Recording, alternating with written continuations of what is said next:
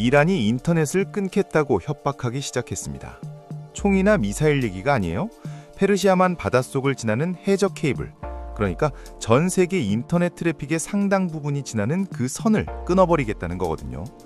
일단 지금 미국이랑 이란 사이에 무슨 일이 벌어지고 있는지부터 짚고 가야 해요. 지난 4월 12일 미국과 이란의 첫 종전 협상이 결렬되었고, 미군은 호르무즈 해협에서 이란 선박들을 막는 해상 봉쇄 작전을 펼치기 시작했어요. 이란 입장에선 이게 완전 숨통이 조여오는 상황이죠. 미국이 봉쇄하면 이란은 원유를 수출 못하고, 원유를 못 팔면 나라 경제가 흔들리거든요. 거기다 2차 협상까지 이란 측에서 거절하면서 트럼프는 휴전기한도 무기한이라고 해버렸어요. 3-5일 안에 협상에 응해라는 보도가 나왔는데 백악관이 직접 부인하면서 우리 서두르지 않는다고 한 거예요. 이란 입장에선 언제까지 버텨야 하는지조차 모르는 상황이 된 거죠. 자, 그러면 이란이 선택할 수 있는 카드는 뭐가 있을까요? 정면 군사 충돌? 그건 미국 상대로 이길 수가 없어요. 그러면 남은 게 뭐냐? 바로 미국이랑 서방이 직접 다치진 않지만 주변국들한테 엄청난 피해를 줄 수 있는 비대칭 카드래요. 그리고 이란 혁명 수비대랑 연결된 매체 타스님 통신이 그 카드를 슬쩍 꺼내 보인 거예요.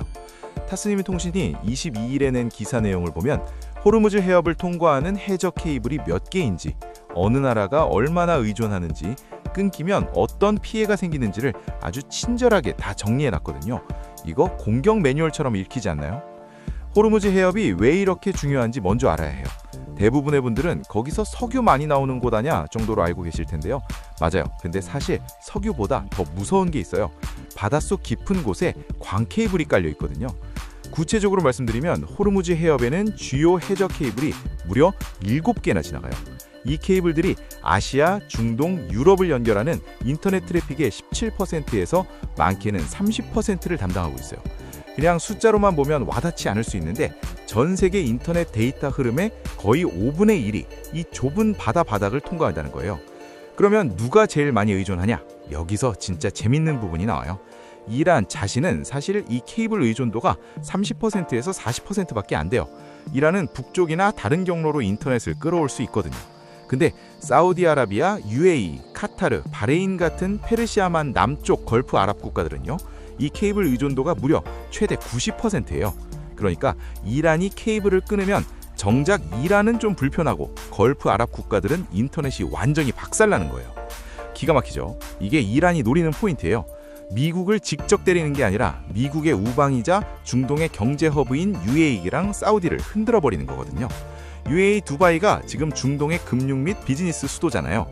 두바이 인터넷이 90% 나가버리면 증시 마비, 은행 거래 중단, 이전 거래 올스톱이에요.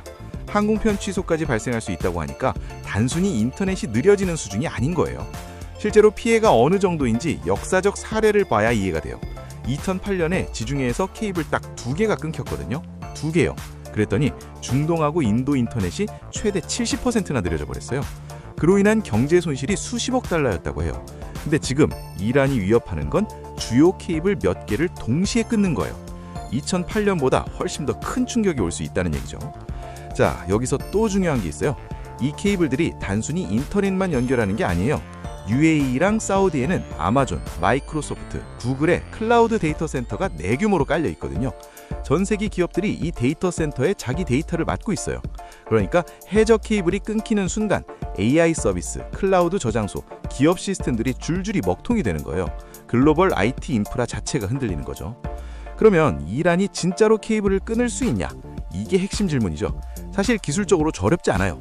케이블은 생각보다 가늘어요. 어른 팔뚝만한 굵기거든요.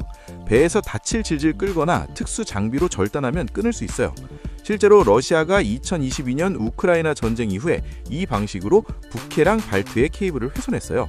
의심 선박이 90km에 걸쳐서 닻을 끌면서 케이블 5가닥을 한꺼번에 끊어버린 거예요. 러시아 얘기가 나왔으니까 하나 더 짚고 가야 해요. 러시아가 케이블을 끊을 때 어떻게 했냐면요. 국적 불명 유전선이나 화물선을 이용했어요. 직접 군함이 가는 게 아니라 그냥 사고가 난 것처럼 위장하는 거예요. 닻을 내리다가 실수로 케이블이 끊겼다, 이렇게요. 이란도 똑같이 할 수 있어요. 후티 반군 선박이나 국적 불명 선박을 이용하면 증거 남기기도 힘들거든요. 후티 반군은 실제로 홍해에서 케이블을 위협한 전례가 이미 있고요. 근데 이미 이란의 드론 공격이 UAE랑 바레인에 있는 아마존 웹 서비스 시설을 타격한 적이 있어요. 클라우드 데이터 센터를 직접 드론으로 때린 거예요. 이게 단순한 군사 도발이 아니에요. 물리적 디지털 인프라를 공격하겠다는 의지를 이미 행동으로 보여준 거거든요. 케이블 위협은 그 다음 수순인 셈이에요. 케이블이 끊겼을 때 복구가 얼마나 걸리냐, 이게 사실 제일 무서운 부분이에요. 석유 수송로가 막히면 다른 항로를 찾거나 다른 나라 석유를 쓰면 돼요. 근데 해저 케이블은 달라요. 전문 케이블 수리선이 현장에 가서 케이블 끝을 찾아내고 이어 붙이고 다시 가라앉히는 작업을 해야 돼요. 이게 몇 주에서 몇 달씩 걸려요. 그동안 인터넷은 그냥 그 상태로 있는 거예요. 대체 수단이 사실상 없다는 게 핵심이에요. 이 상황을 큰 그림으로 보면 전쟁의 무대가 바뀌고 있다는 걸 알 수 있어요.